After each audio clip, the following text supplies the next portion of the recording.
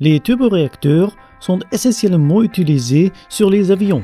On appelle les avions de chasse motorisés par un turboréacteur des chasseurs à turboréacteur ou bien à réaction. C'est le Heinkel HE 178 qui fut le premier avion au monde à fonctionner avec un turboréacteur à la fin des années 1930. Le turboréacteur se trouvait à hauteur des ailes. L'air entré par le nez était acheminé vers le réacteur, puis brûlé et il ressortait par la queue comme gaz d'échappement. Puisque les turboréacteurs fonctionnent encore aujourd'hui selon le même principe, examinons la structure du réacteur installé dans le HE 178.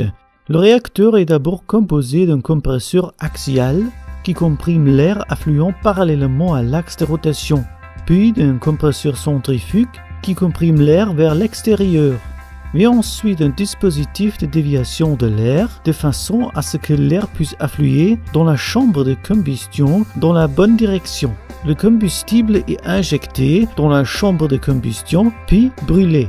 Dans un premier temps, la combustion est amorcée à l'aide de bougies, puis elle s'entretient d'elle-même. La combustion a pour effet une augmentation de la température et de la vitesse de flux du gaz. Cela entraîne la turbine qui à son tour entraîne le compresseur axial et le compresseur centrifuge.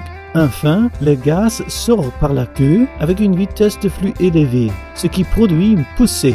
On appelle ce réacteur un turboréacteur à simple flux. Aujourd'hui, ce sont surtout ce qu'on appelle des turboréacteurs à double flux qui sont utilisés. Le turboréacteur à double flux dans cette vidéo dispose de 3 rotors à l'entrée. Les rotors à l'entrée sont connus sous le nom de la soufflante. Non seulement ils aspirent de grandes quantités d'air, mais ils commencent aussi déjà à comprimer l'air aspiré. De plus, des stators, qui sont fermement reliés à la nacelle, sont installés entre les rotors.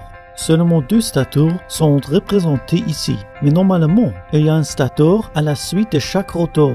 C'est aussi le cas pour les autres compresseurs qui se trouvent directement devant la chambre de combustion et sont entourés d'un carter. 4 turbines sont placées à l'autre extrémité du réacteur. La soufflante se trouve sur un arbre avec 2 turbines. Les autres compresseurs se trouvent également sur leur propre arbre avec 2 turbines, de façon à ce que ceux-ci puissent tourner plus vite que la soufflante. C'est par une injection de combustible que le combustible arrive dans la chambre de combustion. Il s'agit en général de kérosène. Examinons maintenant de plus près le processus dans son ensemble. L'air est aspiré par devant grâce aux aubes des rotors. L'air arrive dans la turbine, est accéléré et comprimé à l'aide des stators. L'air se sépare alors en un flux froid, représenté ici en bleu, et un flux chaud, représenté ici en rouge. Le flux froid contourne la chambre de combustion et n'est pas utilisé pour la combustion du combustible. Le flux froid est accéléré par les rotors et produit ainsi une grande poussée à la sortie du réacteur.